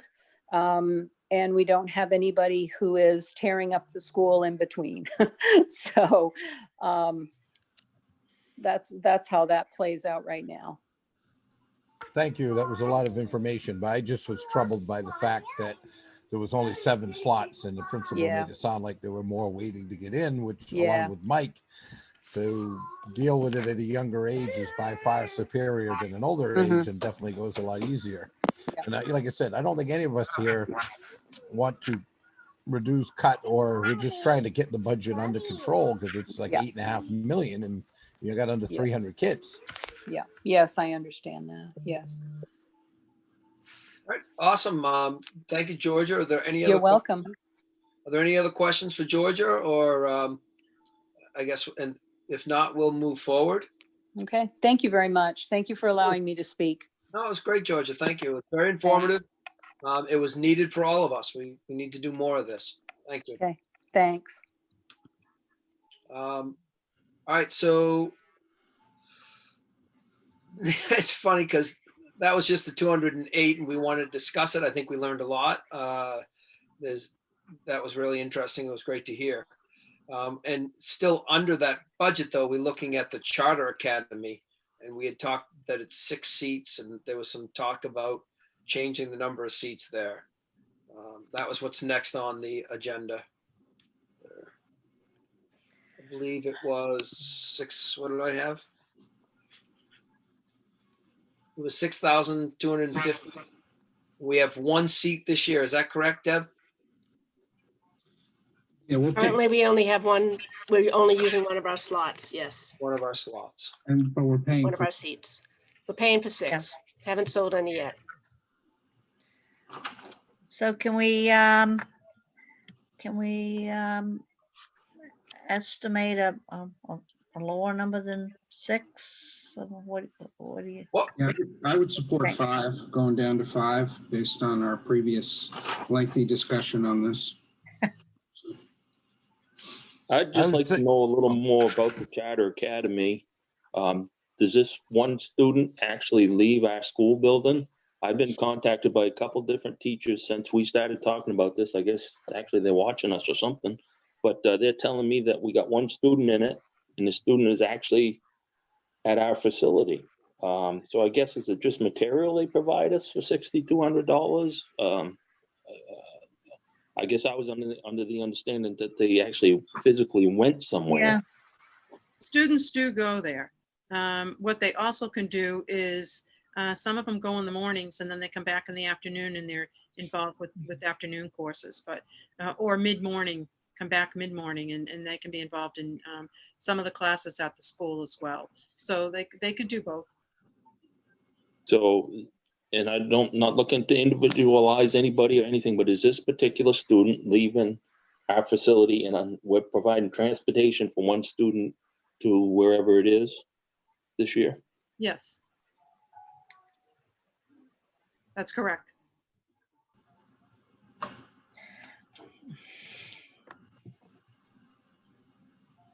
Sounds like to me there's extra seats. Let's cut it to 3, and if we have to buy one from somebody else, we can. I'll second that motion. So there's a motion right now Well, to, we already have one at 5, yeah. that's true. We have 5, we have a 5 There and a was no 3. second on that though. Yeah, That was there's no correct. second on the That was 5. Second on that. No second on 5. I think 5 is gone by and we've reduced it to 3. I'll make a motion to reduce it to 3. I'll second that. There's a second on the 3. All those in favor of reducing it to 3? Aye. Like, Aye. I'm there. Those opposed? So it looks like we'll drop that to 3. We'll buy 3 slots this year and see what happens. So that's 3 at 6,250. So what's that? Anyways, Jerry, you're doing that real quick. Yeah, so that's a reduction in the warrant article by 18,000, 18, right? and that's our justification for it. I've got a question regarding this. Mhm. This is when they say Charter Academy and this is for special needs people. Why couldn't that funding be used? That same kind of thing be used for, a gifted kid to take, to go off and take college classes. I mean, we're talking special needs people. That would be a special needs scenario. It's just another different type of school. Why couldn't that be considered? Because That can also happen as well. Yeah, they can take courses. They can go to the Charter Academy and then they can take college courses as well. Well, this Charter Academy is interesting. Okay. Now, I'm not talking about somebody in 10th, 11th, 12th grade. I'm talking about a gifted student. That means like a 2nd grader that takes college classes. The Charter Academy wouldn't do that. Is that what you're asking? Exactly. That's what I'm saying. So, but there are places. We've never had a situation like that, Robert. So I couldn't say, but You have had that situation. we didn't do the Charter Academy then, did we? I wasn't here then, so I don't know. Well, the Charter Academy is very specific. I mean, this line item is about our reserving a spot. So if a student feels like they aren't getting what they need here for whatever reason, they can matriculate to charter. Their tuition's already covered. We've reserved the spot ahead of time by paying for it in advance. We've, they're staffing it appropriately so that we always have a certain number of seats there. We used to have as many as 10. It's been whittled down to 6 over the years. And it doesn't mean that we can't have money available for special need children or talented, gifted. It's just a different line item though in the budget. Yeah, just where is it? There's one in Littleton and one in Lancaster.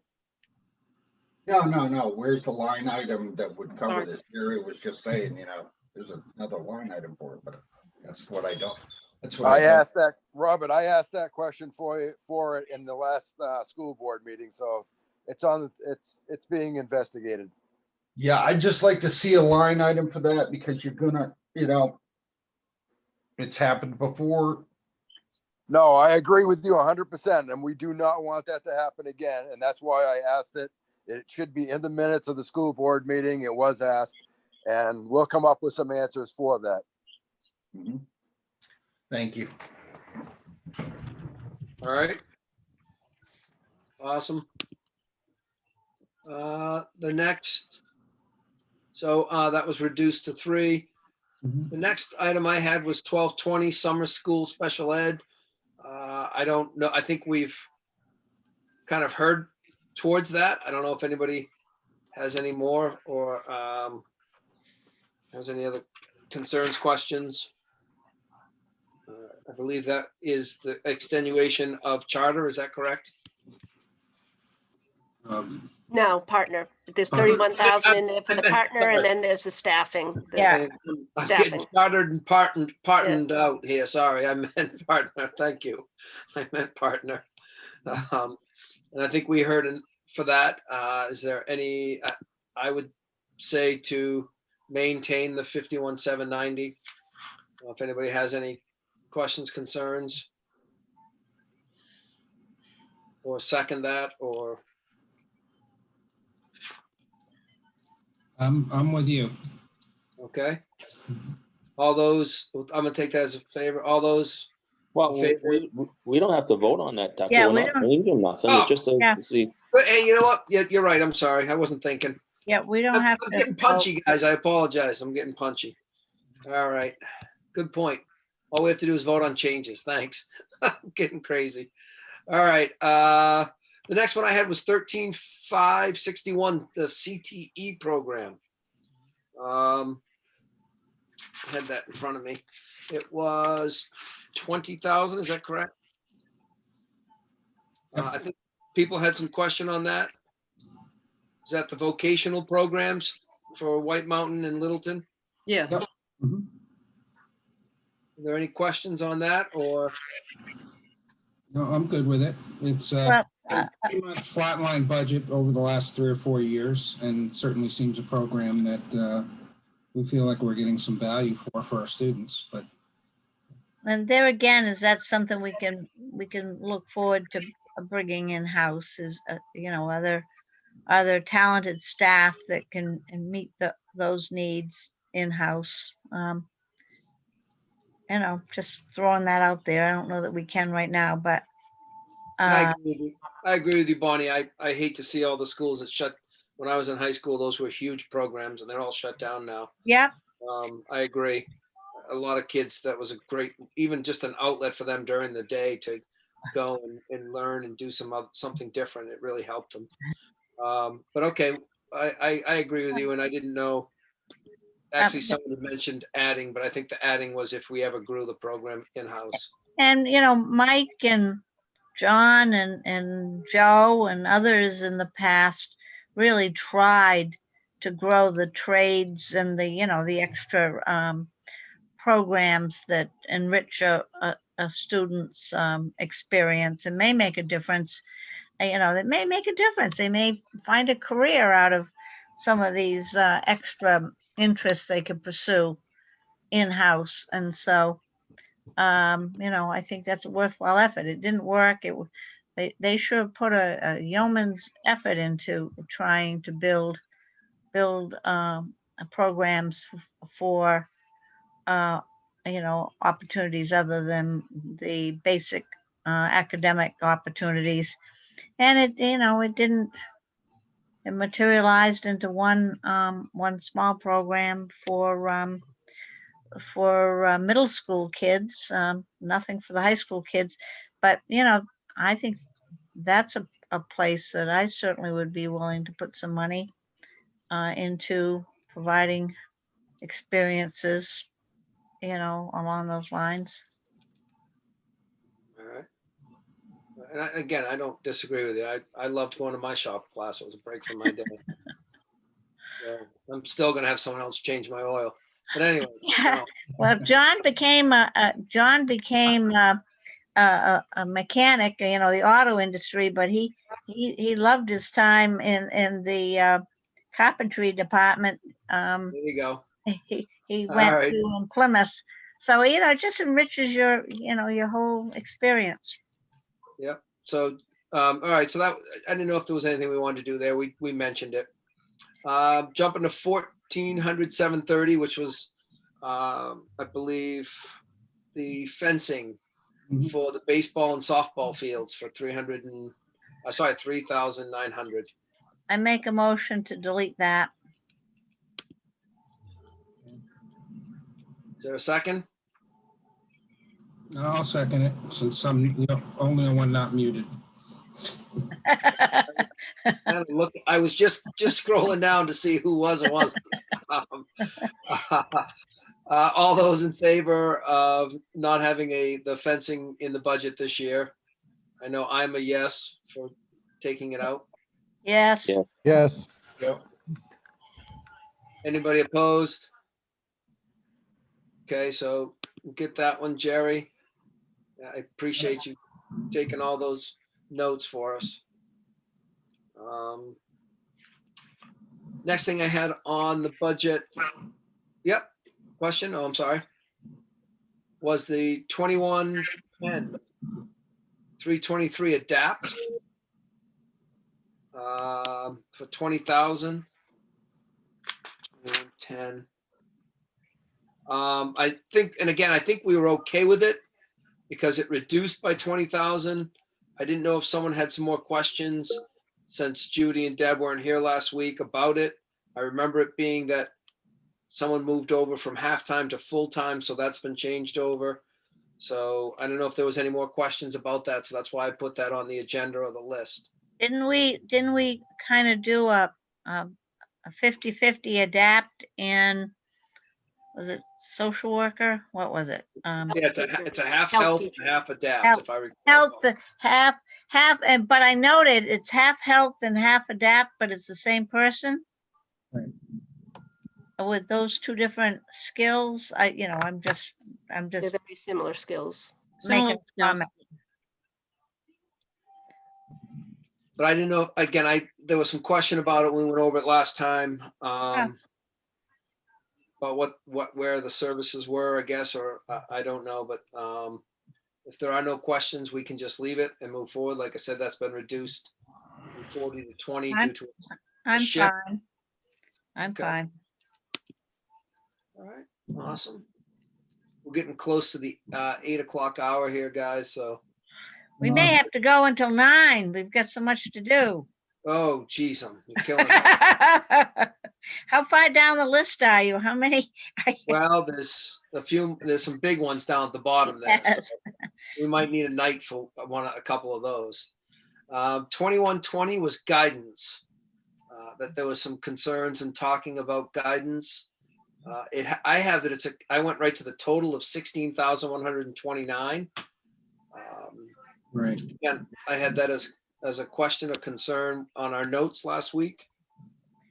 I think we wanted to talk about guidance in general. We have guidance for the high school, guidance for the elementary school. We have another half position plus the support for the whole department and everything. It all adds up to being a fairly big department. And I think we just wondered because of that. You guys are talking about the extra supplies the supply line item too in all the guidance. And I wrote that as a note. yeah, the supplies, the like two and a half people and everything. This, yeah, this isn't the people. This is just the, the testing fees, the Okay. running start, telephone again, postage again. So these are just the supplies, not the, all right. Correct. Not staff. Correct. Yeah, this is all of that was there. I know that I have a note on the high school, college and career planning. I believe is that a program? Is that correct, Judy? 650 was a high school, college and career planning. That's an assessment that students take to determine where their strengths are and in what vocation would work with them or give them an idea based on their skills. So that's an assessment program that we purchased Yes. or we want to purchase. Is that what it is? Yeah. It's something that's neat. I mean, you have to have one. You have to have an assessment program. So I think this is a newer one and it just came out. So I happen to be looking for a job and I get those assessments all the time. So if it doesn't cost me, I think that's why I think I brought it up. I get those questions all the time. I'm just curious if those are online anyways. Yeah, they've got them on Facebook. Well, I want, again, I wonder the integrity of those, you get the integrity of all of it. So, but I How do much know is it? How much, what's the amount of these? $1,100. Well, I'm fine with that. They need some tools and some Yep. materials. Yep. I don't disagree. Just, and then the rest is fine. Calculators. Okay. Nobody else has any questions? We'll move down. Fencing, adapt. The next one that we had questions, or again, I don't know if it's any more than if we have questions, it's 2150 speech and audiology contracted services for 118,000. Again, they're contracted services.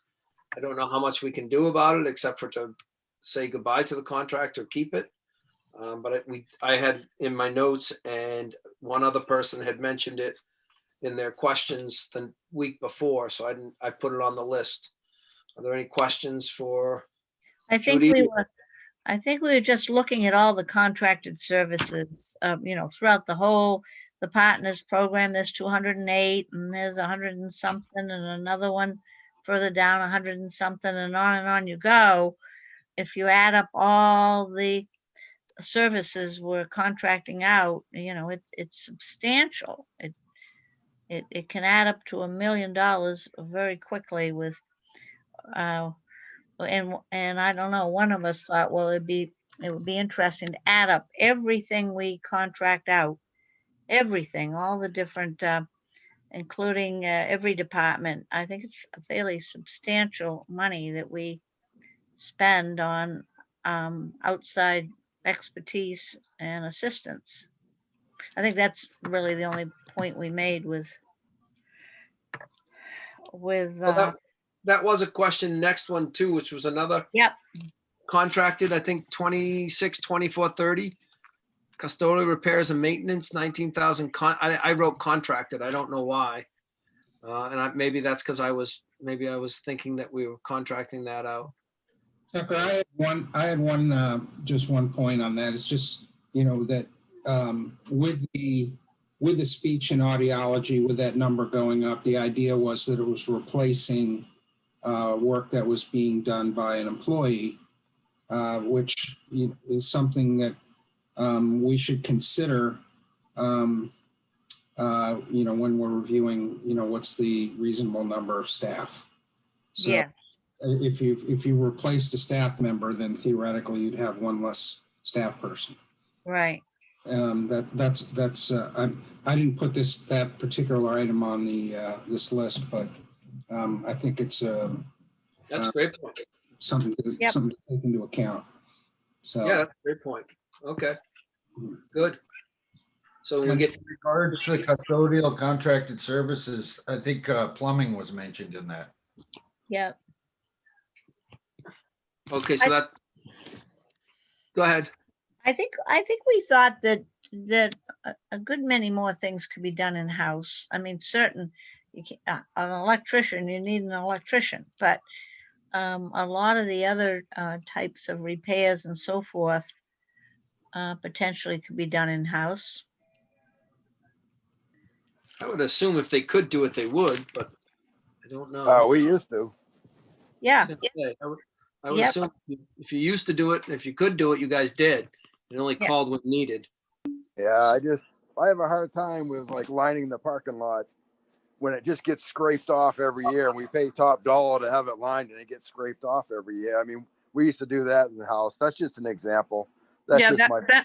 Joe, you're correct on that. We did used to do that in-house. When I first came here, that was done in-house, but midway through, it was changed by the board. Yeah. The board wanted it. I mean, that's what I mean. I don't, that's just an example of stuff that I believe we can do in-house. Yes. I mean, we used to line the fields ourselves. That wasn't a stipend. I mean, there's just a lot of money there that we used to do ourselves. We used to cut the trees ourselves. We used to do a lot of that stuff, but we don't anymore. I mean, it could save some money and take a lot of pressure off of looking at cutting jobs. That's just my 100% my opinion. That's not as a board member. That's my opinion. So I think we should cut. I think we can cut some of the 26, Well, 24, 30. You can't just cut it without knowing what it costs to do in-house. right. Well, I- that's why we asked for a breakdown on that, Joe, and we didn't get it. We got it. No, I was agree, into the year Mike. before. I agree And- 100%. I asked for it too. So And I'll go back to the striping of the parking lot. I was part of that when that happened. We priced out what we were paying on aerosol cans at the time and labor, which was your labor actually, and time to get it done. And at the time, it was cheaper to hire a subcontractor in at 3 cents a foot or whatever his charge was. And it was a better pay. but nobody ever asked me what my time was because it got changed after me. But I used to do it on a weekend and I was salary, so it really didn't cost anybody anything. And it was less than $400 for paint. Well, that weren't the number we got at the time. I'll dig it out. I got it. No, I know. Exactly. That's my point. That's not the number that came out because I was the only one that did it by myself. Yeah. But that's why that was, made the decision made at that time. But that also goes back to why we asked for a breakdown on these Right. items. The gym floor refinish, it's in there. Are we refinishing that gym floor already? It's just a lumped in, but you had to build this budget somehow, and you don't just say, oh, we spent $20,000 this year, we're going to spend 21 this year. That isn't how a budget gets put together. And the same with category 26, 28, 90. Every year you can go back. I got 10 years worth of books. The same items are there, and they just, you got to have something to work with, and that's why we were questioning it. We just wanted to know. But no, I don't think we should just cut it and say no, because there are services that have to be done. Yeah, I mean, and I would assume that this year we would be the custodial group must be a little busier with cleaning because I imagine the requirements for cleaning with COVID right now are probably even worse. Yeah, I'm sure they are, Ducker, but you also got to remember there's more staff now too. Yeah. That That I school don't hasn't know. gotten It's any good to bigger know. in Yeah. 25 years. That's great. And great last point. year they ended up bringing on another custodial staff halftime, I think it was, and we questioned that. Now they got some extra staff for COVID, which is warranted. Granted, I mean, nobody's questioning that. Right. But like Joe said, a lot of the services that were always done in-house, it's not being done. I'm sorry. It seems like we're doing less for more. But like you said, we don't just cut it because they do need to get work done. It's something that we have to investigate. And again, I always, just jumping into this, I'm like, it's amazing how we get thrown this with 4 weeks, which it feels like, to figure it all out. And you don't have time to investigate this stuff. So that's kind of where I am. I don't disagree at all. So, are there any other questions, or is there a recommendation on this? So we'll just keep it. I don't think we can, I don't think we should be cutting it, because, we all know that this stuff has to be done, but when we ask for a breakdown, I don't understand why we can't get it. That's all. That's the frustrating part. And we all know this isn't a line item budget, so it doesn't matter. At the end of the day, folks, it doesn't matter. They've got a pot of money to work out of, and that's how it works. Well, I do notice that they went to 1950 and they haven't come close to that. Well, no, 27, 23. So that's interesting. Well, I don't care. I could go either way. I could cut it 10% or just say it's fine. I don't feel strongly. And I know this is a tough year. Bonnie, I think we're just wasting our time counting. Yeah, I know. Remember last year, I'm going to give you an example. People ain't going to like it, but whatever. Last year, there was an item in there for the weight room. We questioned it. Instead of answering our questions, they said, we'll remove it from the budget and we'll find it somewhere else. We thought it was going away till this year. Well, what they did was they took it out of the trust fund, which is totally illegal. They had a public hearing, which we all know. Nobody shows up for a public hearing. But the budget committee at the time had questions on it, and to make it go away, they said, okay, we'll take it out of the budget. And we thought that it was going away till this year, but I guess, it was totally legal. That's what trust funds are for, I guess. Do you remember that, Bonnie? Yes, I certainly do. And we were surprised. And, and every time you allocate a space to a certain use, there's another use that can't utilize that space. And, we haven't gotten down to bring the SAU back. And we haven't had our tour. We haven't had our tour yet. Exactly. That weight room is in a room that 5 or 6 years ago, I was on the committee. I was on the steering of that committee. Yep. We converted that to a green room for Channel 3. And I'm going to throw the number out of $50,000 just as a round number. They needed it to make that program work. And I was on the steering committee for that. I was there during the construction of it. We spent the money, gave them exactly what they wanted, and now it's a weight room. We should give it to the partner program. Sounds like they could use it. Well, like I said, John, we're getting off subject here, but I don't know why we're not taking the welding class, which is 2 hours a day or whatever it is, which amounts to nothing, and turn that into the partner. I suggested that a couple years ago and was told, no, you don't want the kids down in that building and I guess I understand some of that. I guess I do. But when it comes to safety of employees, students, and their abilities to learn, you got to look at the big picture. And we're only servicing a few kids in the welding class and so forth, paying the instructor $50-something an hour. I just don't know if that's a worthy program. And I'm all for the arts. But it's just, I guess it's probably not for us, but I don't know. It just never gets off center. No, it doesn't. It really doesn't. And I get Mike's frustration that we come up with some suggestions, and it's when all is said and done, we've spent many meetings, and sometimes we've come up with a $30,000 saving, and some of the ideas we had, well, they didn't go anywhere. So sometimes you wonder, you spend hours and hours and hours.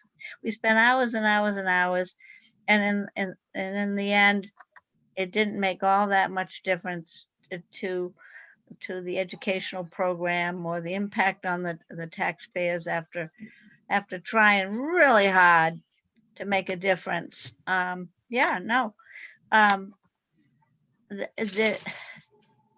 That's what happens, and it's very, very frustrating. And and I don't know, nobody's doing anything illegal or wrong, but it's very, very frustrating that we can't have a bigger impact on the educational system as well as the tax base, because we certainly are dedicated and are trying to have that. That's enough of my soapbox right now. Well, I think that we ought to think about calling it a night and come back. I don't know. I'm gonna call it a night. You guys do what you want, but one thing before I leave is we're scheduled to have a live meeting on the 10th to present this budget. Yeah. Giving everything that's going on, you got a bond hearing tomorrow night that's going to be by Zoom. The school board meetings have been by Zoom. I think that we ought to have our presentation by Zoom.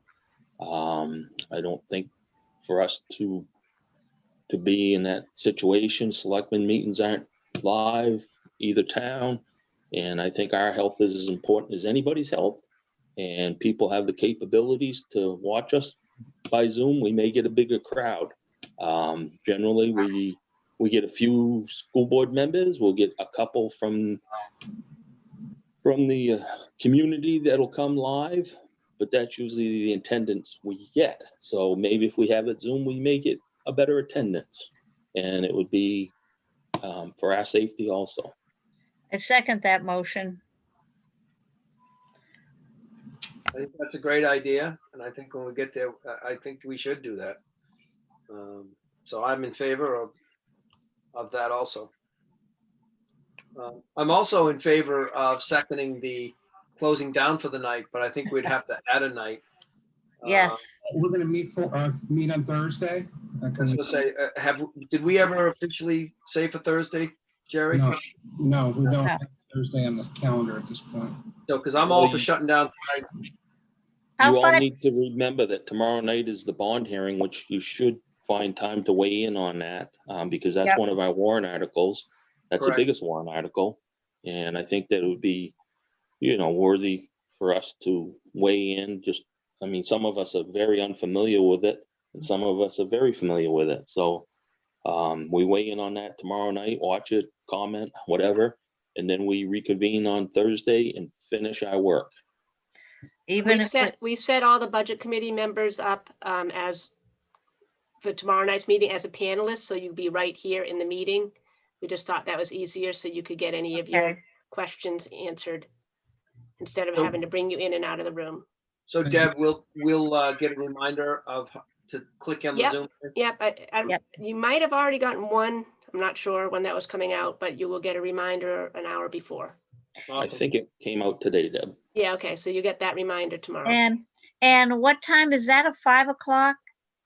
Did I see that's a 5 o'clock? I think it's at 6. 6. Okay. I'm going to second that and put it up to vote for us to end for this evening and all get to the meeting tomorrow, or hopefully a lot of us, and then get together and have another meeting Thursday night at 6 o'clock. I know it's a lot all in one thing, but I think that's a great idea, and I think it keeps everything fresh for the warrant articles. So anybody, all those in favor of that schedule going forward? Aye. Aye. Awesome. Anybody opposed to that? Awesome. So it looks like we'll be ending, and we're all invited to, it sounds like, Deb, to the meeting tomorrow night. We'll all be there. That's great, 6 o'clock. And we have the 24-hour notice for our meeting Thursday night for 6 to kind of continue this agenda and then really hit the warrant articles. So how far down your list did we get? A third of the way? No, we're down it pretty well on that quick list. And then there's the trust funds that we want to discuss. Then there's salaries and administrations and other, and then it's warrant articles. Okay. Yeah. So we're we got down a lot of it, but we're getting to the big ones now. I put those up there because those are the ones that were easy and kind of easy, I guess, and lower hanging fruit. So, all right, awesome. Thank you, guys. Learned a lot tonight. Thank you. Thank you to the attendees and Georgia for coming in and educating us all. It was very informative. Thank you very much. See you all tomorrow night. Good night. Thanks, guys.